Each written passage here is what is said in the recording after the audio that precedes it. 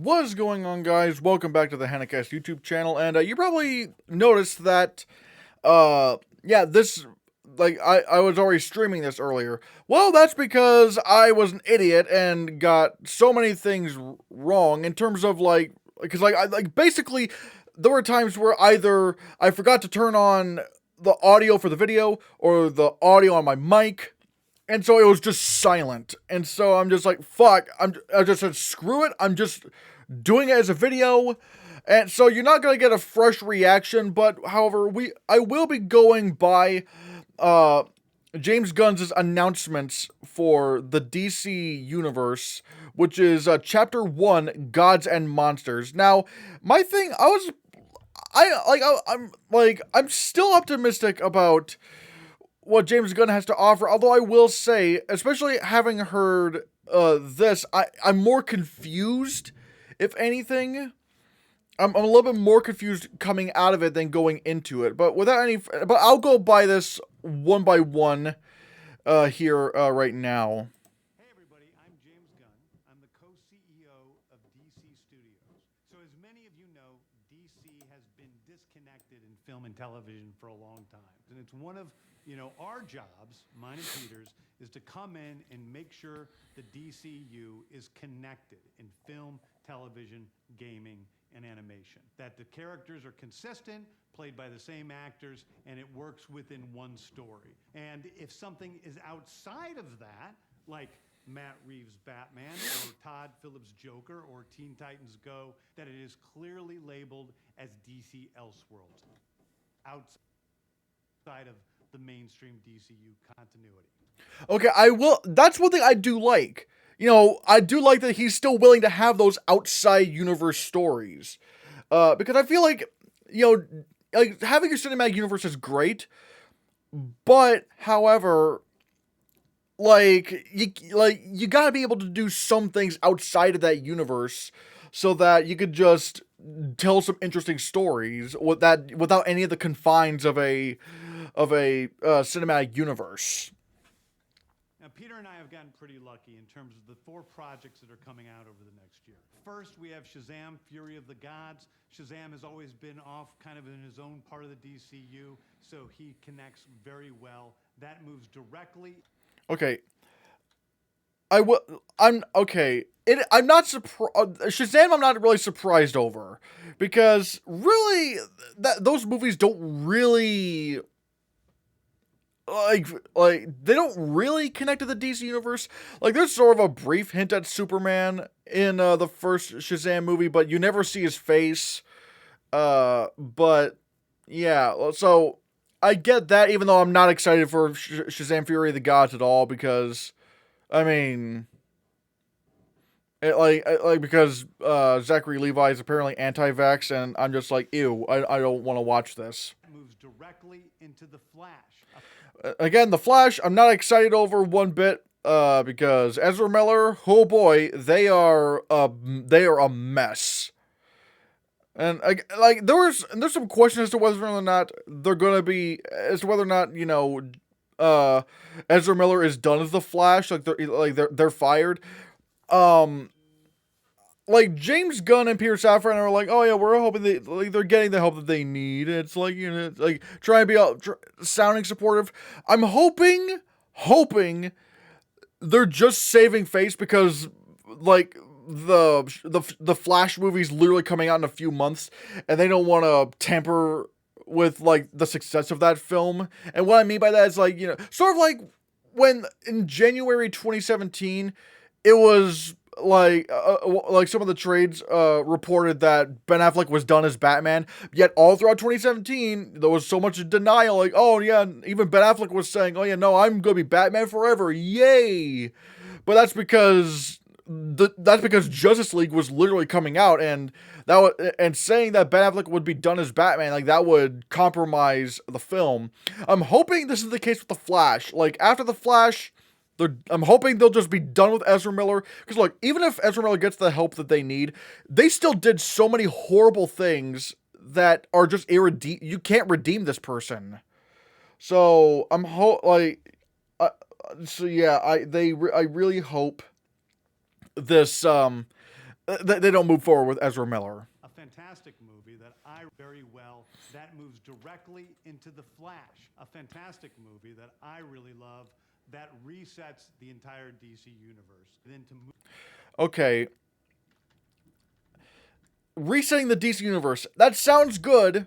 I like that idea, but there's still some things I have some questions over when, like, further down the line here. then to move into Blue Beetle, a fantastic film about a kid who's a marvelous part of the DCU, and then into Aquaman 2, which leads directly into our next few projects, which I'm going to tell you about now. So, Peter and I, along with a group of very talented writers, have started to map out an 8 to 10 year plan of what DC Studios will be in film, television, and gaming. This first chapter is called Gods and Monsters. Now, this, what I'm about to tell you, is a part of the first chapter. It's not the entire first chapter. The first project is Creature Commandos. Creature Commandos is an animated series. I've written all the episodes. Something we're going to do that's a little bit different at DC is we're going to have characters move into animation, out of animation, usually having the same actor play their voice as who plays them in live action. Okay, so that's interesting. James Gunn has written all the episodes, so already I'm on board with this. Like, man, he's writing this. He's writing that Superman movie. That's a lot. But also, I guess this does give an idea. Like, although I will say, is this actually what the show will look like, or is this from the comics? I don't know which one this is, because if this is something from the show, this does give us an idea of who could maybe be cast. But again, I don't know if this is from the comics or if this is actually still from the show. The next project up is Waller. This is a story of Amanda Waller, played by Viola Davis. Viola Davis is going to team up with members of Team Peacemaker, and this is a story that's been created by Crystal Henry, who did Watchmen, and Jeremy Carver, who created the Doom Patrol. It is a fantastic story that's out of this world, and I can't wait for people to see it. Okay, so Waller. This is where things get confusing, because I'm like, why is Viola Davis as Amanda Waller coming back and not Henry Cavill's Superman? Because I thought this was just going to be a full-on reset. Like, if you're going to reboot. Like I was okay with rebooting from Henry Cavill if that meant, like, everyone was getting rebooted. And Peter Safran was saying, oh yeah, Aquaman, like, they were looking at Aquaman 3, but I'm just like, really? Aquaman 3? With Jason Momoa? Like, so why is Jason Momoa coming back and not Henry Cavill?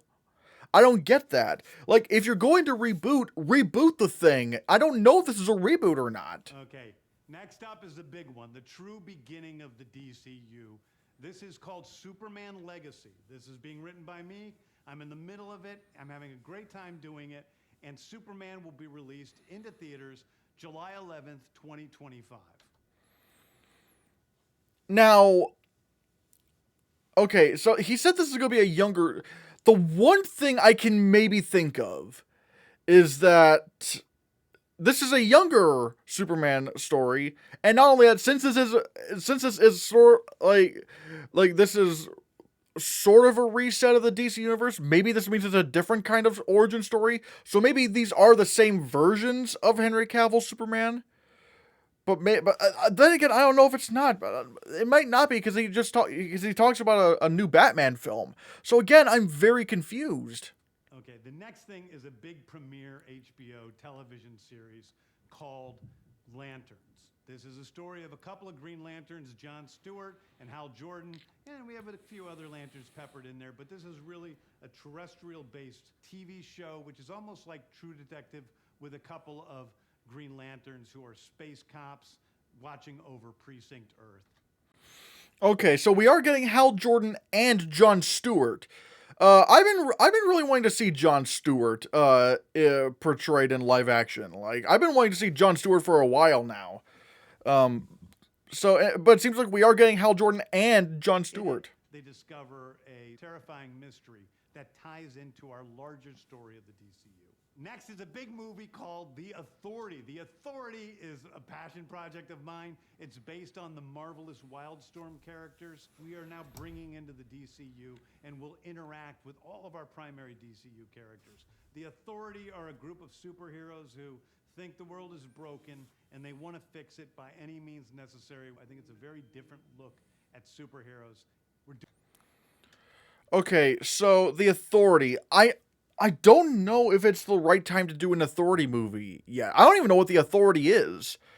But, like, the thing with Guardians of the Galaxy is that they were able to do Guardians of the Galaxy because there was, like, 7 years of, like, oh yeah, this is, like, great film, great film, great film. It's like, and so I don't know if DC's had that yet. Especially if they're still, you know, if they still have the, like, some of the same actors from the previous universe that didn't work. And again, this is just going to be between 2025 and 2027. We're doing a television series called Paradise Lost. Paradise Lost is the story of Paradise Island, usually known as Themyscira, which is the birthplace of Wonder Woman. It's almost like Game of Thrones with Westeros, but with all of the inhabitants of Paradise Island. The introduction of the... Okay, so one thing I may have gotten wrong at first when I was first streaming this is taking place before the events of the first Wonder Woman. But it's, at least from what this sounds like, it doesn't sound like it's connected to the first Wonder Woman film. Again, I don't know if it is. We will have to see. In fact, let me just check real quick. Okay, after doing some research, nothing really says this is going to be in the same that this is going to involve, that this is the same Themyscira that where the Gal Gadot's Wonder Woman is. Like, nothing about this says that. So again, maybe this is a case where like, I'm trying to think, like, maybe Amanda Waller is a smaller character, so she doesn't really like sort of like J. Jonah Jameson. Is it something like that where I don't really know. And then you have like, I don't know, like, well, I'll have to see. The introduction of the DCU's Batman is The Brave and the Bold. The Brave and the Bold is the story of Batman and his actual son, Damian Wayne. This is based on Grant Morrison's great comic book run. Damian Wayne is my favorite Robin. He's a little assassin who Batman tries to get in line, and so this is the story of the two of them and the beginning of sort of the Bat family in the DCU. Next up is a TV series called Booster. Okay, so The Brave and the Bold. I'm wondering, like, I'm hoping people will actually get it as Batman the Brave and the Bold or something like that. I don't know. Because I feel like you would probably still need to have the name of the character in there. But this sounds interesting. Like the whole Damian Wayne thing. I know a little bit about Damian Wayne, but again, I don't read comics, so I don't know. And so this is the story of the two of them and the beginning of sort of the Bat family in the DCU. And so the Bat family, that means eventually we're going to get Batgirl. Eventually we're going to get... Like, actually, wait. Would Nightwing even fit in here? Because, like, does Dick Grayson exist in this universe? Next up is a TV series called Booster Gold. Booster Gold is one of comics' really popular cult heroes. He is a fascinating guy. He's a loser from the future who uses future technology to come back to present day and become a superhero so that people will love him. Okay, I don't know anything about Booster Gold, so I don't know if I can really say anything about that. It is basically the superhero story of imposter syndrome on an HBO Max series. One of my favorite comic book series from last year was Tom King's run on Supergirl, Woman of Tomorrow. And so we're going to turn that into a big science fiction epic film. Now, Superman is a guy who was sent to Earth and raised by loving parents, whereas Supergirl in this story, she is a character who was raised on a chunk of Krypton. She watched everybody around her perish in some terrible way, so she's a much more jaded character. And that brings me to... Okay, so with Supergirl, again, that's interesting. Like, so we're going to be getting a much kind of darker kind of Supergirl story. Again, I don't really have a whole lot to comment on because I don't have that much. I don't know that much about Supergirl. I mean, I've seen a few episodes of the Supergirl TV series. I've seen that awful, awful, awful Supergirl movie from the 80s. So we'll have to. I'll have to, well, again, I, I just don't really know what this universe is going to look like. Like, what is this universe exactly? Around her perish in some terrible. We're going to talk about a very dark horror story in the origins of the monster who is Swamp Thing. And although it's totally outside of the rest of the DCU, it will still feed into the rest of the stories. Swamp Thing? Okay, this sounds like a James Gunn thing to kind of do. Like Swamp Thing. Again, I don't know too much about Swamp Thing. Although I'm wondering, but then again, like I'm about to say, I wonder where's the whole where's our next Wonder Woman? But maybe that's gonna be safe for the next announcement, because again, this is not the full chapter 1, and this is only spanning between 2025 and 2027. So I'm hoping, or at least that's when the Superman movie, like the true start of this new DC universe, it's in 2025. So I'm hoping, like, there's still Wonder Woman in this chapter, because here's, if I'm gonna be honest, I feel like some of the more wacky characters. Hold on, I'll just let him finish here. Anyway, those are the stories that I can tell you about right now. I've loved the DC characters since I was a child. They're incredibly important to me. I knew that this was a once-in-a-lifetime opportunity to do something very different. One of the things that's very important for me in all of these movies and TV series is that the director's vision and the vision of the writers and all of the creators is unique and something special. Storytelling is always king. That's all that matters to us. And I want to be true to those stories. I want to be true to you guys and really give you something different than you've ever seen before. Anyway, thank you, everybody. I appreciate you watching. I hope this was exciting for you, because it's really exciting for me. And I can't wait to start to dive into these stories with you guys on this grand adventure. Thank you so much. Okay. Like I said, I'm very confused as to what this is. Is this a reboot or is it not? They're keeping Amanda Waller. They're keeping Viola Davis as Amanda Waller, but they're still going to be, but they're still recasting. They're still recasting Superman and Batman. I mean, Batman maybe I can understand, because Ben Affleck does not want to be Batman anymore, so maybe I get that. But I still am very confused. Okay, wow. I'm looking at some of the writers he has. He has Drew Goddard, Jeremy Slater, Christina Hobson, Crystal Henry, and comics writer Tom King. The one of the writers here, I'm most anticipated to see. What they're doing is Drew Goddard, because he did a great job with The Martian. And I'm trying to think of what else is going on here.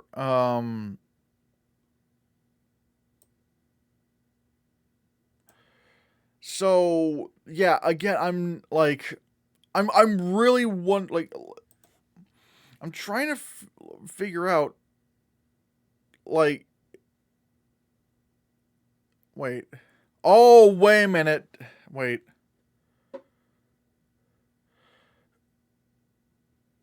I just don't know if this is a reboot or not. It's like, if you're going to reboot, why not just reboot? Unless they are eventually bringing back Henry Cavill, it's just that for this upbringing, like for this upcoming film, it's a younger Superman, so they need to get a younger person, and obviously Henry Cavill is like nearly 40.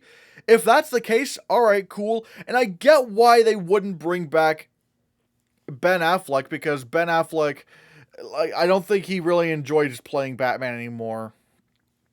Although if he were to, imagine him directing The Brave and the Bold. Because he did express interest in directing a DC project, and apparently he and Gunn and Safran have talked about Affleck directing a certain project.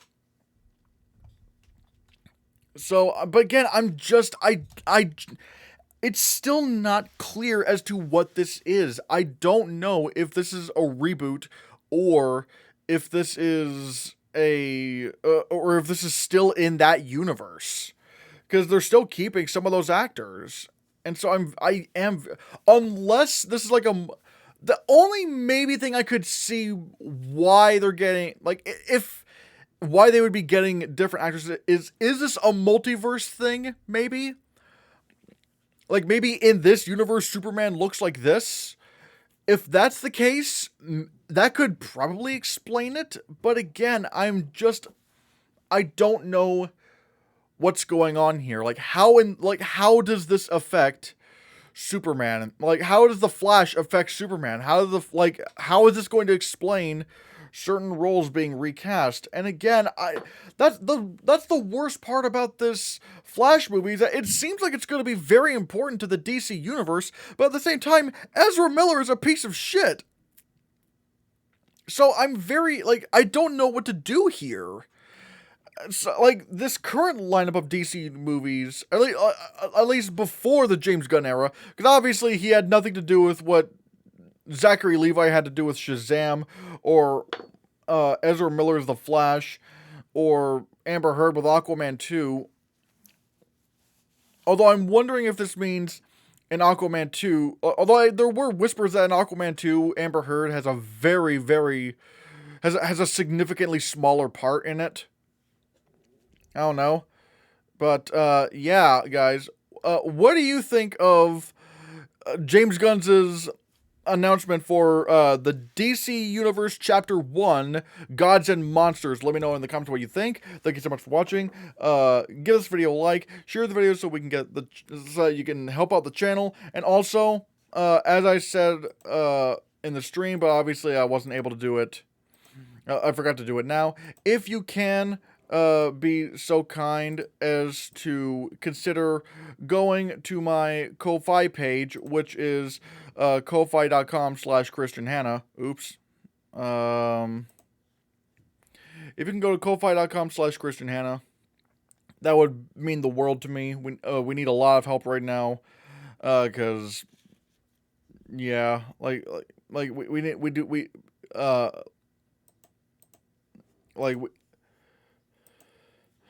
because like our job has been cutting hours. We're not going to be able to make rent, and so any bit helps. It really does. So yeah, and if you want to see more, click this.